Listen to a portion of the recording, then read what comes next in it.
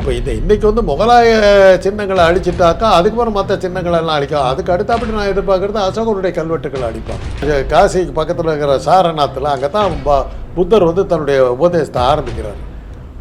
பௌத்த மதம் உருவான அந்த சாரநாத்துக்கு பக்கத்தில் இந்துக்களுடைய இது புனித ஸ்தலம் சொல்லி காசியை உருவாக்குனதுக்கு காரணம் அதுதான். ராஜராஜ சோழனுடைய இது தஞ்சை பிறகு பெரிய கோயிலையே செர்போஜி மன்னர்கள் கட்டினதாக தான் எழுதிட்டானுங்க. 64 பரதநாட்டிய கலைகளுடைய சிற்பங்கள் அப்படி இருந்தது சோழர் காலத்து இது. அப்படி இருக்கும்போது செர்போஜி அந்த இடத்துல எப்படி பெயிண்டிங் பண்ணியிருக்க முடியுங்கிற சந்தேகத்தில் இது பண்ணார். சொல்லி பார்த்தாக்கா ராஜராஜ சோழன் கட்டினாங்கிறதுக்கான ஆதாரங்கள் வலுவாக கிடைச்சதுக்கப்புறம் 3% ஆமாம் அது அவங்க கட்டினம் தான். ராமர் கோயில் கட்டினானுங்க, சீதை தூக்கி எறிஞ்சுட்டாங்க. சீதைக்கு கோயில் இல்லை, சீதா காளி. அது அங்கே இருக்கிற ஒரு மந்திரிக்கு பேர் நிர்மலா சீதாராமன் பாகமாக இருக்குது. இளையராஜா இருக்காருன்னா அவருடைய ஒரிஜினல் பேர் என்ன தெரியுமில்ல, டேனியல் ராஜையா. திடீர்னு பார்த்தாரு ஒரு வேஷத்தை மாற்றினார், இது பண்ணார், எல்லாம் தன்னை காவி கட்டிக்கிட்டு இது பண்ணார். மத மாதிரி வந்தாலும் அவங்க இதில் கருவறைக்குள்ளார விடலையே, நீ தான்ட்டாங்க.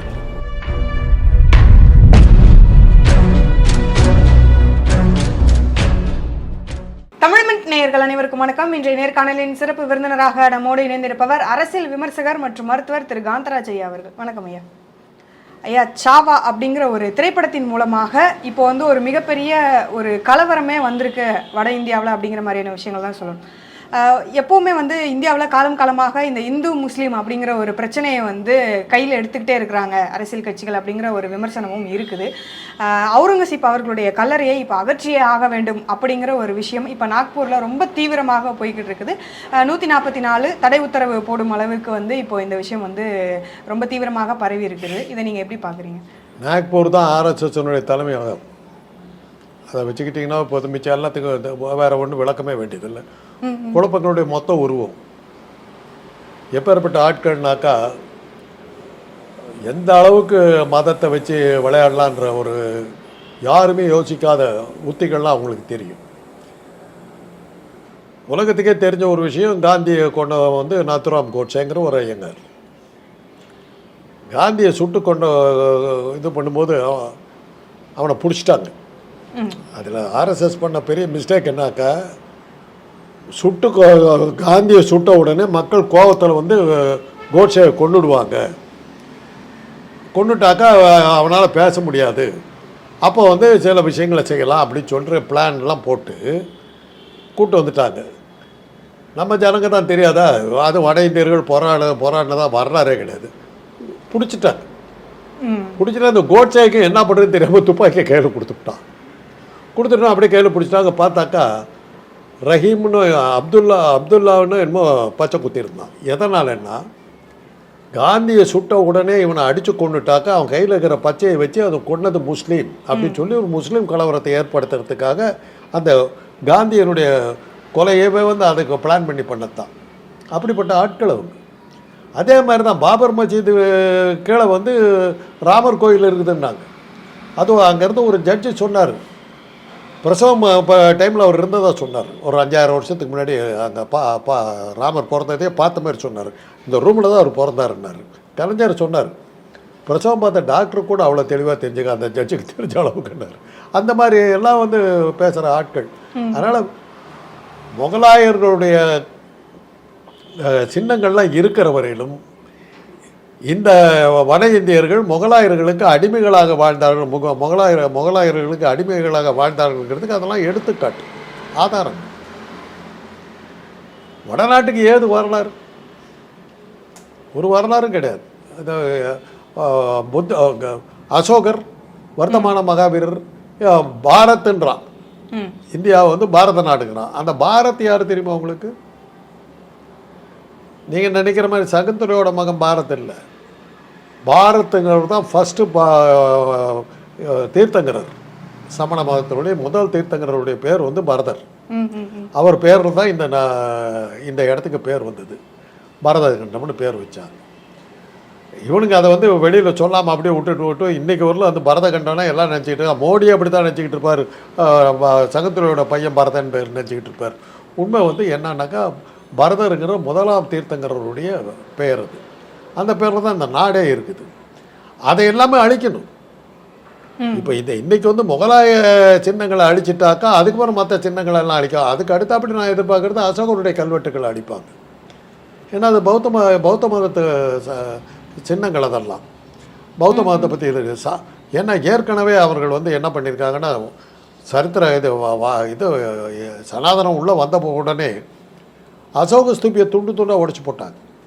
இன்றைக்கும் வந்து வாரணாசி காசிக்கு பக்கத்தில் இருக்கிற சாரநாத்தில் அங்கே தான் புத்தர் வந்து தன்னுடைய உபதேசத்தை ஆரம்பிக்கிறார். பௌத்த மதம் உருவான அந்த சாரநாத்துக்கு பக்கத்தில் இந்துக்களுடைய இது புனித ஸ்தலம் சொல்லி காசியை உருவாக்குனதுக்கு காரணம் அதுதான், அதை மறைக்கிறதுக்காக. அங்கே இருந்த அசோக ஸ்தூபியை உடைச்சி போட்டாங்க. இன்றைக்கி நீங்கள் போய் சாரநாத் மியூசியத்தில் பார்த்தீங்கன்னா பழன்னு அப்படி இருக்கும். அது உடஞ்சி துண்டாக உடைச்சிருக்கும், 3 துண்டாக உடைச்சிருக்காங்க. நான் கேட்டேன், இது என்ன பழன்னு இருக்குது, இது எப்போ செஞ்சதுன்னு. அசோகர் வச்சது 3000 வருஷமாக இருக்குது. இப்போ வரைக்கும் அப்படி இன்னைக்கு பழ நேற்று செஞ்ச மாதிரி இருக்குது அந்த ஸ்தூபி. அதை உடைச்சி 2ஆக உடைச்சி சாரநாத் இதில் இருக்குது. அந்த சாரநாத்து இதுக்குள்ளார போனீங்கன்னா பௌத்த மதத்தினுடைய எல்லா அடையாளங்களும் இருக்கும். அதை மூடி மறைச்சி தான் காசி விஸ்வநாதர் ஆலயத்தை வந்து இந்துக்களுடைய புனித ஸ்தலம் மாற்றி இந்துக்களுடைய பிளேஸ், மற்ற மதங்களை வந்து பெருசாக பேசிடக்கூடாதுன்னு. ஆனால் அவனுக்கு அதை பண்ணாலும் அசோகனுக்கு பிறகு வந்து முகலாயர்கள் வந்தபோது, ஏண்டா பௌத்த மதம் இருக்கிற இடத்துல வந்து நீ உன் சாமியை வச்சு ஒரு அவனுங்களுக்கு புண்ணிய ஸ்தலம் நீ பண்ணுவேன், நான் விடுவேனான்னு சொல்லிட்டு முகலாயர்கள் பக்கத்தில் ஒரு சர்ச்சை கட்டினான், அது மசூதியை கட்டினான். காசி விஸ்வநாதர் ஆலயம் வந்து பள்ளத்தில் இருக்கும், அதுக்கு பக்கத்தில் பெரிய மசூதி. அதுக்கப்புறம் வந்து ஆங்கிலேயர்கள் பார்த்தாங்க, பௌத்த மதம் இருந்த இடத்துல வந்து அவன் சனாதன மதக்காரன் வந்து சாமி வைப்பான், நீ வந்து உடனே இதுன்னு சொல்லிட்டு உன் மசூதி வைப்பேன், நான் என்ன இடிச்சு வாங்கினா நான் ஒரு பெரிய சர்ச்சை கட்டிவிட்டான். இந்துக்களுடைய புனித ஸ்தலமான காசி விஸ்வநாதர் ஆலயம் ஒரு பள்ளத்தில் இருக்கும். அதுதான் உலகெங்கும் வாழுகின்ற இந்துக்களுடைய புண்ணிய ஸ்தலம் காசி, அது பள்ளத்தில் இருக்கும். பக்கத்தில் பெரிய மசூதியும் பெரிய சர்ச்சும் இருக்குது. அதுதான் அதனுடைய நிலைமை. இப்படிப்பட்ட சூழ்நிலையில் அந்த சர்ச்செல்லாம் இடிக்க முடியல இவங்களால். அப்படியே இருந்துக்கிட்டு ஒருவேளை இப்போ 2 முறையாக அந்த இடத்துல நின்று பிரதம மந்திரி ஆகியிருக்காரு 56 இன்ச்சு மார்பழகர். அவர் என்ன பண்ணாருன்னு தெரியல, இப்போ சமீபத்தில் பார்த்தா தான் தெரியும். அதனால் இந்த வரலாற்று சின்னங்கள்லாம் இருக்கிற வரையிலும் முகலாயர்களுடைய இது தெரிஞ்சுக்கிட்டே இருக்கும். இவங்க அடிமைகளாக இருந்தது தெரிய வரும் அப்படிங்கிறதுக்காக தான் அதெல்லாம் அழிக்க முற்படுறாங்க. இல்லை அப்படியே கூட இப்போ இந்த வரலாற்று சின்னங்களை அழித்தாலும் வரலாற்றை அழிக்க முடியாது இல்லைங்க, அதை மாற்ற முடியாதுல்ல. அது வந்துடும். இப்போ பாருங்கள், இப்போ கீழடியெல்லாம் மறைச்சாங்க, வெளியே வந்துருச்சு. என்னென்னா ராஜராஜ சோழனுடைய இது தஞ்சை பிறகு பெரிய கோயிலையே செற்போச்சி மன்னர்கள் கட்டினதாக தானே எழுதிட்டானுங்க. அப்புறம் தானே அதில் கல்கி போன்றவர்களை எழுதித்தானே மகாபலிபுரம் மாமல்லபுரம் வந்து பின்னாடி யாரை கட்டினதுன்னு தானே பண்ணிவிட்டாங்க. அதில் இருக்கிற அர்ஜுனன் தபசுன்றாங்களே, அது வந்து சாகர சங்கரருங்கிற 2 சமண மன்னர்களுடைய கதை தானே அது. அதை இது அந்த 5 ரதங்களையும் வந்து பாண்டவர் ரதம்லாம் பண்ணிவிட்டானுங்க. அதுக்கு எல்லாமே சமணர். இது பௌத்த காஞ்சி விஷ்ணு காஞ்சின்னு இருந்தது, அது பௌத்த காஞ்சி சமண காஞ்சி இருந்தது வந்து விஷ்ணு காஞ்சி சிவகாஞ்சின்னு மாற்றினாங்க. அதுதான் திருமாவளவன் போராட்டம் நடத்தினார். காஞ்சிபுரமே வந்து பௌத்த மதத்தை சேர்ந்தது. அதை எப்படிடா நீங்கள் வந்து இந்து மதம் சொல்லலாங்க? இதெல்லாம் அழிக்க பார்த்தது தான். இன்றைக்கி ஒரு பழைய மதங்க இது சின்னங்களை அழிக்கிறதுக்கு ஒரு தமிழ்நாட்டில் ஒரு நல்ல உதாரணம் வேணும்னா, நீங்கள் மாயவரத்தில் இருக்கிற சட்டநாதர் கோயிலுக்கு போகணும். சட்டநாதர் கோயில்னு பேர், சட்டையப்பர் கோயில்னு பேர் அதுக்கு. அது என்னன்னா, தரைதளத்தில் கிரவுண்ட் ஃப்ளோரில் சிவலிங்கம் இருக்கும். அங்கே போய் அவங்கக்கிட்ட கேட்டிங்கன்னா ஃபஸ்ட் ஃப்ளோருக்கு கூப்பிட்டு போவாங்க. ஃபஸ்ட் ஃப்ளோருக்கு கூப்பிட்டு போனீங்கன்னாக்கா சோமாஸ்கந்தர் சிவனும் பார்வதியும் இருக்கிற பெரிய இது இருக்கும். அவங்கக்கிட்ட ரொம்ப ஃபோர்ஸ் பண்ணி கேட்டிங்கன்னா அதுக்கு மேலே போனீங்கன்னா கோமதீஸ்வரர் சிலை இருக்கும். சரவணபலகோளாவில் இருக்க அதே சிலை இருக்கும். அதில் சட்டை போட்ட மாதிரி ஒரு 2 கோடு இருக்கும். அதனால் அதை சட்டையப்பர்னு மாற்றிட்டானுங்க. என்னன்னாக்கா பிற்கால சோழர்கள் வந்தபோது இது வந்துடுச்சு, அதாவது லிங்க வழிபாடு வந்துடுச்சு. அந்த சோழம் வந்து அந்த கோயிலை வந்து லிங்க வழிபாட்டுக்கு வச்சுட்டாங்க கிரவுண்ட் ஃப்ளோரில். மிடில் ஃப்ளோர் வந்து பல்லவர்களால் கட்டப்பட்டது. அப்போ வந்து சிவலிங்க வழிபாடு இருந்தது, சிவனும் பார்வதியை வழிபாடு இருந்தது. பல்லவர்கள் காலத்தை அந்த சிற்பம் அப்படியே இருக்கும். அதுக்கு முன்னாடி இருந்த சமண மதம் அதுக்கு மேலே இருக்குது. ஸோ சமண மதம் தான் முதல் மதம். அதை ஒழிச்சிட்டு பல்லவன் கட்டினான். பல்லவன் மகேந்திர பல்லவன் மாறின போது சமணர்லேருந்து சைவத்துக்கு மாறின போது இந்த கோயிலுக்கு இதை வந்து சமண கோயில் இது சைவ கோயிலாக மாற்றுறான். பின்னாடி வந்தவங்க வந்து சோழர்கள் அதை இது பண்ணுறாங்க. இது வந்து நீங்கள் பார்த்தீங்கன்னா நம்ம வரலாறு நல்லா தெரியும். ஆரம்பத்தில் இங்கே இருந்தது சமணம், அதுக்கு மகேந்திர பல்லவன் மாறின பிறகு சைவம் உள்ளே வந்தது. சைவம் உள்ளே வந்த பிறகு தீவிரமான சைவம் வந்தது வந்து இப்போ சோழர் காலம். அதை அப்படியே நீங்கள் பார்க்கலாம். வரலாற்று அளிக்கிற முயற்சிகள் இன்றைக்கி நேரத்தில் எல்லா காலத்திலையும் நடக்குது. அந்த மாயோரத்தில் தான் திருஞான சம்பந்தர் இல்லாவினத்தங்கள் பண்ணது, ஓலைச்சுவடிகளை எடித்தது எல்லாமே அந்த இடம் தான். அந்த அனல்வாதம் புனல்வாதம் எல்லாம் நடத்துறது தான். அதனால தான் இப்போ அந்த வரலாற்றை எல்லாம் அழிக்கிறதுக்காகத்தான் இதெல்லாம் இது பண்ணுற பார்க்குறாங்க. யாரோ ஒருத்தர் வந்து சொல்லிடுவாங்க, யாரோ ஒருத்தர் தீக்குறளை சென்று ஓதோம்னாமா ஆண்டாள் குறளை ஒழிச்சு கட்டுறான்னா குறள் தான் இன்றைக்கி நின்றுச்சு. திருப்பாவை யாரும் படிக்கிறவன் இல்லை இன்னைக்கு. அதுதான் அழிஞ்சுது. சனாதனம் வெற்றி அடைஞ்சதான் வரலாறே கிடையாது. அதைத்தான் இன்றைக்கி வந்து மோடி இது பண்ணிகிட்டு இருக்காரு. இப்போ கூட என்ன பாருங்கள், ராமர் கோயில் கட்டினானுங்க, சீதை தூக்கி எறிஞ்சுவிட்டானுங்க. சீதைக்கு கோயில் இல்லை, சீதா காளி. அது அங்கே இருக்கிற ஒரு மந்திரிக்கு பேர் நிர்மலா சீதாராமன். பாவமாக இருக்குது.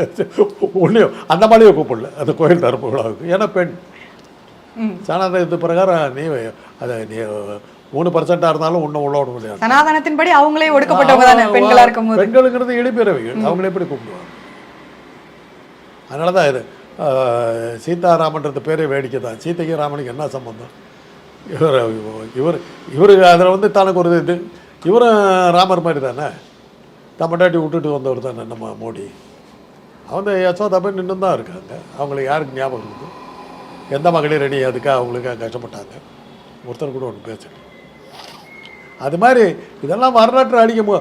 ராஜராஜ தஞ்சை பெரிய கோயிலில் உள்ளே போனீங்கன்னா, அந்த கோபுரத்துக்குள்ளார போனீங்கன்னாக்க இன்றைக்கி அந்த ஓவியங்கள் இது சோழர் காலத்து ஓவியங்கள் இருக்குது. அதுக்கு முன்னாடி என்ன பண்ணியிருந்தாங்கன்னா, செர்போஜி மன்னர்கள் வந்து அதுக்கு மேலே ஒரு பெயிண்டிங்கை பண்ணிட்டாங்க.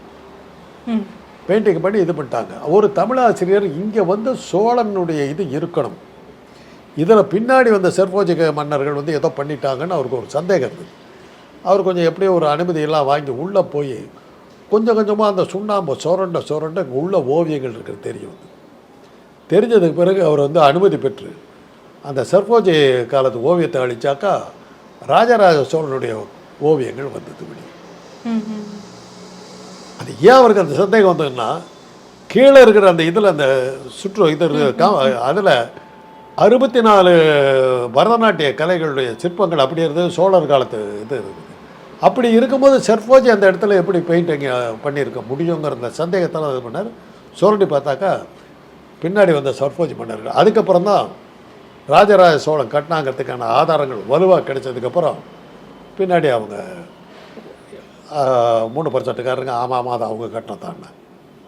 இந்த அளவுக்கு அவங்க பண்ணாங்க. மகாபலி எந்த தமிழனுக்கு எந்த வரலாறுமே கிடையாதுன்றதை பண்ண பார்த்தாங்க.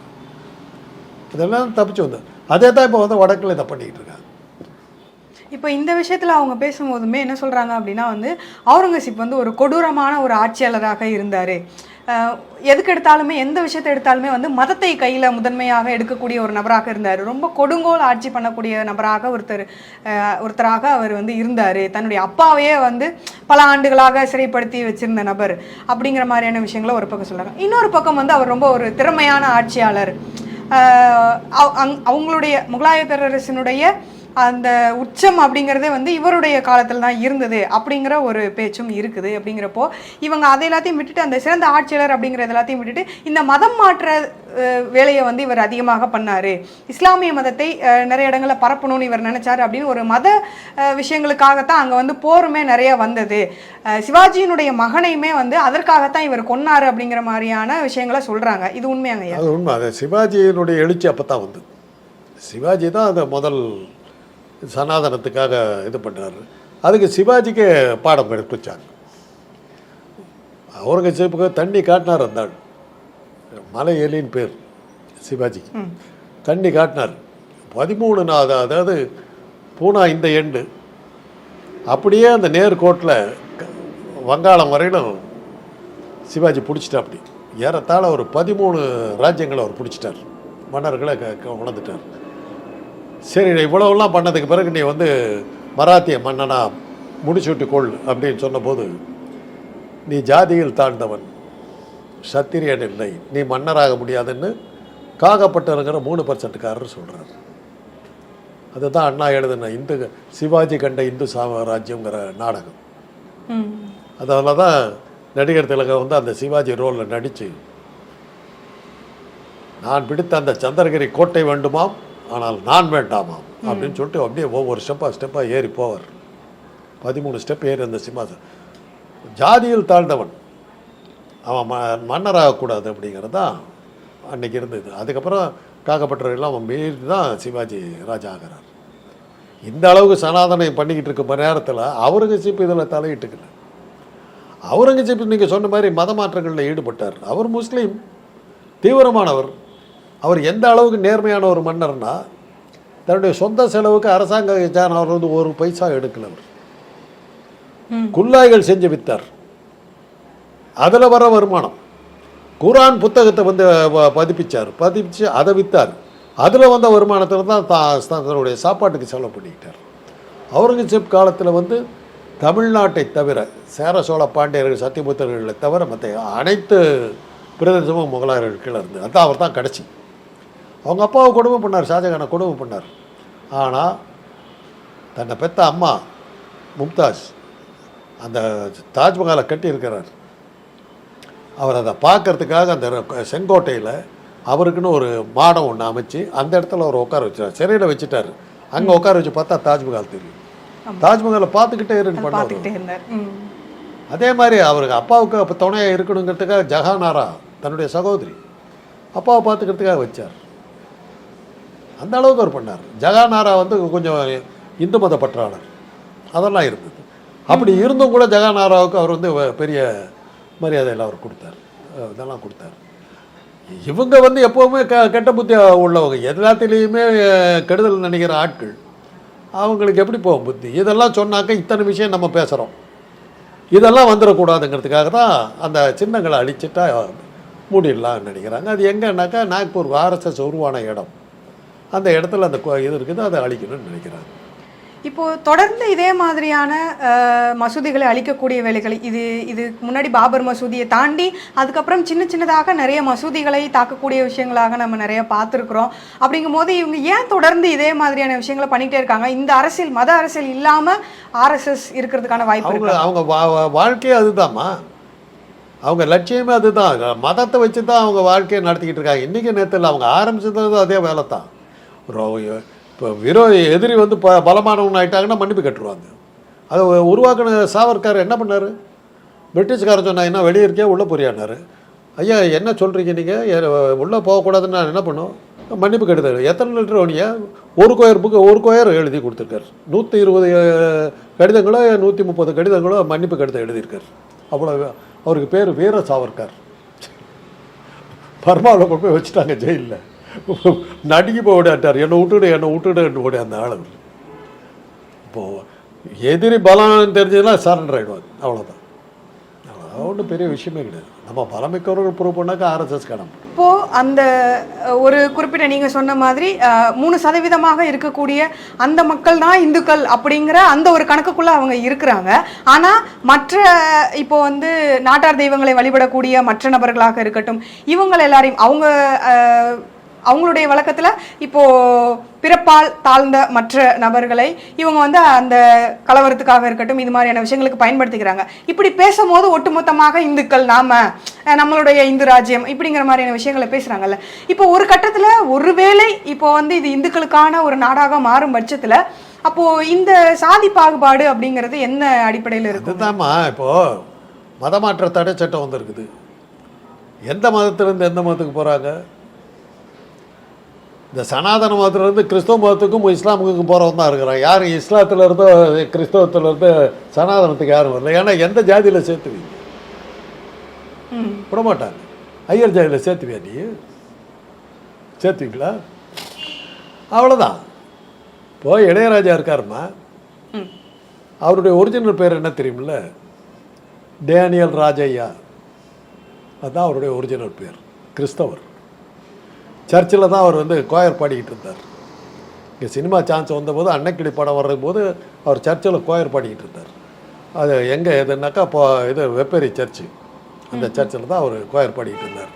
எனக்கு எப்படி தெரியும்னா அந்த கோயர் அவர் கூட பாடினதில் ஒருத்தர் வந்து சாமுவேல் கிரப்னு ஒரு பாடகர் ஒருத்தர் இருந்தார். அவர் யாருன்னா என்னுடைய கிளாஸ்மேட், டாக்டர். அவன் என் கிளாஸ்மேட்டு, ஒன்றா அடுத்த பெஞ்சு, ஒன்றாவே பிஜி வேறு ஒன்றா பண்ணோம். அவன் தான் அந்த கோழி கூத்து படத்துலேருந்து அண்ணே அண்ணே பாட்டு பாடினவன். சர்ச்சில் பழக்கம், கூட்டு வந்து பாட வச்சார். அப்புறம் வந்து திடீர்னு பார்த்தாரு, ஒரு வேஷத்தை மாற்றினார், இது பண்ணார், எல்லாம் தன்னை காவி கட்டிக்கிட்டு இது பண்ணார். மதம் மாதிரி வந்தாலும் அவங்க இதில் கருவறைக்குள்ளார விடலையே, நீ தான்ட்டாங்கல்ல. என்னென்னவோ பண்ணி பார்க்குறாரு, நடக்கலையே. டேனியல் ராஜாவெல்லாம் மாற்றிட்டு அந்த அது இன்றைக்கி அதை சொல்ல மாட்டேங்கிறாரு. எல்லாத்துக்கும் தெரியும். கங்கை அமரனுக்கு பேர் வந்து அமர் சிங். கிறிஸ்டியன்ஸ், எல்லாரும் கிறிஸ்டியன்ஸு. எங்களுக்கு நல்லா தெரியும். ஏன் தானே ஐயா, அவங்கள வந்து பாவனர் வரதராஜன் ட்ரூப்பில் இருந்த காலத்துலேருந்து எங்களுக்கு தெரியுமா அவங்கள என்ன வந்தாங்கன்னு தெரியும். இதை தலைவலி என்னன்னா, என்ன மாதிரி ஆளுங்கள்லாம் உயிரோடு இருந்து தொலைகிறோம். இவங்களால் ஒன்றும் பண்ண முடியல. இன்றைக்கி ராஜா ஒத்துக்கி தள்ள வச்சுக்கிட்டு ஆடுறாங்க. யார் ஒரு கிறிஸ்தவத்திலேருந்து இதுக்கு வந்தார், ஜாதி உன்னால் மாற்ற முடியலையே. முன்ன எதுலேருந்து வந்தாலும் நீ தான்ட்டாங்கல்ல. அதுதான். அதனால தான் மதமாற்ற தடை சட்டமே வந்து இந்து மதத்திலேருந்து எல்லாம் வெளியே ஓடுறாங்க, எக்ஸோடஸ். அதை தடுக்கிறதுக்கு தான் முயற்சி பண்ணுறாங்க. இப்போ என்னை வந்து என்னை எந்த மதத்தில் சேர்த்துறீங்க? என்னை இந்துன்னு போட்டு வச்சுருக்காது. எனக்கு இந்து மதத்துக்கு என்ன சம்பந்தம்? என்னுடைய குலதெய்வத்து பேர் வந்து அங்காள பரமேஸ்வரி. ரிக்வேதத்தில் இருக்குதா? இல்லை ஏதாவது இந்து புராணங்களில் எங்கேயாவது அங்காள பரமேஸ்வரி இருக்கா? சிவபெருமான் இருக்காமா? முருகன் இருக்குதாமா? கிடையாது. என்னுடைய குலதெய்வ கோயில் வந்து பரமத்தி வேலூரில் இருக்குது. போனாக்கா அங்காள பரமேஸ்வரி உள்ளே இருக்கும். இந்த பக்கம் வந்தீங்கன்னாக்கா மலையாள கருப்பு, மதுரை வீர, இந்த மாதிரி வரிசையாக சப்த கன்னியர் அப்படின்னு வரிசையாக இருக்குது. இதெல்லாம் எந்த வேதத்தில் இருக்குது, எந்த இதில் இருக்குது? என்னை வந்து இந்துன்னு சொன்னால் என்ன அர்த்தம்? இன்றைக்கி எங்கள் ஆளுக்கு வந்து அந்த திருவிழா காலங்களில் வந்து ஆடு பலி கொடுத்து சும்மா 6 பாட்டமாக தண்ணி அடிச்சுட்டு பிச்சு உதறிடுறாங்க. அங்கே இருக்கிற பூசாரிகள்லாம் பரம்பரை பூசாரிகள் யாருமே 3% கிடையாது. இன்னொரு என்னுடைய அம்மா சைடு இது வந்து கருப்பண்ணசாமிங்கிறது தான் குலதெய்வம். எந்த இதில் இருக்குது? அங்கே பரமத்தி வேலூர்ந்து கொந்தூரத்தில் இருக்குது. எல்லாம் காவிரிக்கரை. எங்கே இருக்குது இந்து மதம்? நாங்கள்லாம் எங்களையெல்லாம் இந்துன்னு சொன்னால் என்ன அர்த்தம்? நீயா போட்டு வச்சுக்கிற, நீயா போட்டு வச்சுக்கிற. அவங்களுக்கு சப்போர்ட்டுக்கு இந்த கலவரத்தை எங்களையெல்லாம் உள்ள சேர்த்துக்கிறாங்க, எங்களையெல்லாம் உள்ள சேர்த்துக்கிறாங்க. எங்களை எங்கே நாங்கள் என்னைக்கு சொன்னோம் உன்னை இந்துன்னு சொன்னோம்? நான் தான் அந்த கோயிலை கட்டுறேன். அந்த கோயிலுக்கு செங்கல் எடுக்கிறதுலேருந்து, எலக்ட்ரிக் ஒயர் போட்டதுலேருந்து, ஏசி வச்சதுலேருந்து, எல்லாம் இது ஃபேன் போட்டதுலேருந்து சகலமும் நான் தான் பண்ணுறேன். கருவறை உள்ள சாமி வச்ச உடனே நீ மிலேச்சா வெளியே போடான்னு தோத்துறேன். அதுக்கப்புறம் நான் போக முடியாது, உள்ளே நீ பூந்துடுற. அப்புறம் எப்படி அது எப்படி என் சாமி ஆகும்? அந்த கருவறைக்குள்ளார போகிறதுக்கு எனக்கு யோகியதை இல்லைன்னா நான் எப்படி அந்த சாமி எப்படி, எனக்கு அந்த சாமிக்கு என்ன தொடர்பு? அதே வேளாங்கண்ணி சர்ச்சுக்கு போகிறேன், மேரி மாதா தொட்டு கும்பிட்றேன். மசூதிக்கு போகிறேன், அங்கே இருக்கிற தர்காவில் ஊதுவத்தியெல்லாம் ஏற்றி வச்சுட்டு தொட்டு கும்பிட்றேன். நான் ஒரு தர்காவில் பண்ணுறேன், இன்னும் யாரும் தடுக்கலை. கபாலி கோயிலுக்கு போகிறேன், வெளியிலே நெட்டிப்படுறேன். இதுக்கு மேலே நீ பிற்படுத்தப்பட்டவன் நீ யார் என்னை பிற்படுத்தப்பட்டவன் சொல்கிறதுக்கு? அப்படி இருக்கும்போது எப்படி அந்த மதத்தை நான் அந்த மதத்தை சேர்ந்தோன்னு சொன்னால் என்ன அர்த்தம்? அதில் ஒரு விஷயம் தெரியுமா உங்களுக்கு? கபாலி கோயிலுடைய தெப்பக்குளம் யாருக்கு சொந்தம் தெரியுமா? யாருக்கு சொந்தம்? ஆற்காடு நவாபு. அவங்க தான் அதை அனுமதி கொடுத்துருக்காங்க, கும்பிட்டுங்க. அதே மாதிரி தான் பார்த்தசாரதி கோயில், திருவள்ளிக்கணி பார்த்தசாரதி கோயில் தெப்பக்குளமும் ஆற்காடு நவாபுக்கு சொந்தம். அவங்க அனுமதிச்சிருக்காங்க, நீங்கள் கொண்டாடிங்கன்னு கொடுத்துருக்காங்க. வந்து சரி உங்களுடைய மத நம்பிக்கை நீங்கள் இது பண்ணிக்கோங்கன்னு அனுமதி கொடுக்குறாங்க.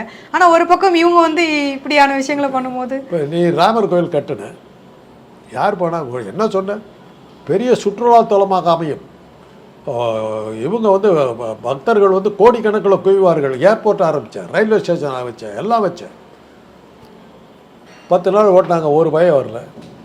2 நாள் பிளான் ஓட்டினாங்க, காக்காயை காணும், எல்லாம் முடியாச்சு.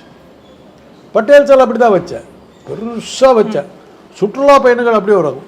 ஒரு ஈக்காக்கா அந்த பக்கம் போனதாக யாரும் தெரியல. இவர் மோடியே போன மாதிரி தெரியல, அவ்வளோ பெரிய சிலை. அதே திருவள்ளுவர் சிலை வச்சுருக்காரு, கூட்டம் கூட்டமாக இல்லை, ஆயிரக்கணக்கில் லட்சக்கணக்கில் போகிறாங்க. சிலைகளுக்கு மரியாதை இருக்கணுமா? அப்போ தான் அதுக்கெல்லாம். இப்போது அமெரிக்காவில் இருந்தபோது அட்லாண்டாவில் ஹெர்மான் ஒருத்தனுக்கு ஒரு இது மவுண்டன் ஒன்று இருக்குது, லிட்டில் மவுண்டன் என்னமோ பேர் மறந்துட்டேன், ஸ்டோன் மவுண்டன். ஸ்டோன் மவுண்டனில் அவனுடைய நினைவு சின்னம் இருக்குது, ஒரு புடைப்பு சிற்பம் இருக்குது. அந்த ஹெர்மான் யாருன்னா நிறப்போரில் கருப்பர்களுக்கு எதிரான நிறப்போரில் கருப்பர்களை ஒழிக்கிறதுக்காக வந்த தளபதி அவன்.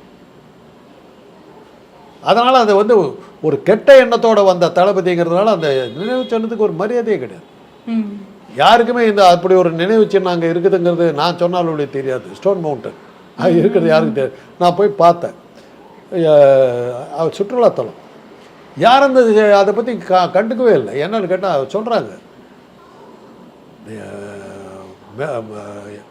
எஸ் எய்ம் இஸ் ராங், தவறான விஷயத்துக்கு போனவன் அவனை நாங்கள் எப்படி கொண்டாட முடியும் அப்படின்றான். போச்சு. அதே தான் பட்டேலுக்கு நீ அவ்வளோ பெரிய சிலை, உலகத்திலே பெரிய சிலை வச்சுருக்க, யார் அதை சீர்ந்தரா? யார் அதை சீர்ந்தரா? ஒரு இது சுதந்திர தேவி சிலை நியூயார்க்கில் இருக்கிறத பார்க்குறதுக்கு போகிற மாதிரி உன் சிலையை பார்க்க வரலையே யாரும். அதையும் சைனாவிலேருந்து பண்ணி கொடுத்துருக்கேன், மேட் இன் சைனான்னு கீழே போட்டு வச்சுருக்கேன், அதுவே லோக்கல் இல்லை. ஆக இதெல்லாம் இந்த அவுரங்கசீப் இதை இடிக்கிறதுனா என்ன ஆகுன்னா, இந்த இடத்துல தான் வடிகாட்டி என்ன சொல்ல போகிறான், அவுரங்கசீப்போட அரண்மனை இது நினைச்சு அதை இடிச்சு விட்டு மோடி கட்டினாருன்னு சொல்ல போகிறான். ஆக இந்த விஷயம் இன்னும் பெருசாக பரவ போகுது, அவ்வளோதான். நேற்று வரல நம்ம யாருக்கும் தெரியாமல் இருந்த ஒரு விஷயம், இன்றைக்கி அவுரங்கசீப்புக்கு ஒரு மசூதி, ஒரு நினைவு சின்னம் நாக்பூரில் இருக்கிறது நமக்கு தெரிஞ்சு போச்சு இல்லை. இப்படி முஸ்லீம் இஸ்லாத்தை வந்து பெருசாக பரப்புறது யாருன்னு பார்த்தீங்கன்னா இவங்க தான். பாபர் மஸ்ஜித்தை இடித்த பிறந்தானே நமக்கு அங்கே வந்து பாபர் மசூதின்னு ஒன்று இருந்து நமக்கு ஞாபகம் வந்தது. இப்போ ராமர் கோயில் காட்டு பாபர் மசூதி இருந்த இடத்துல இடிச்சு கட்டதுக்கு இது அப்படி தான் சொல்கிறான். வரலாற்றில் படிஞ்சிருச்சு இல்லை. அயோத்தி கோயில் இருக்கிற வரைக்கும் திரும்பவும் பாபர் மசூதி இருந்ததுங்கிறது தெரியும். வழி இல்லை. ஆக மோடி பல வகையில் வந்து இஸ்லாத்துக்கு நன்மைகள் செஞ்சுட்டு இருக்காங்க, RSS அதை செஞ்சுக்கிட்டு இருக்காங்க. அப்படி தான் எடுத்துக்காங்க. உங்களுடைய நேரத்தை ஒதுக்கி எங்களுக்காக செலவிட்ட மிக்க நன்றிங்க ஐயா.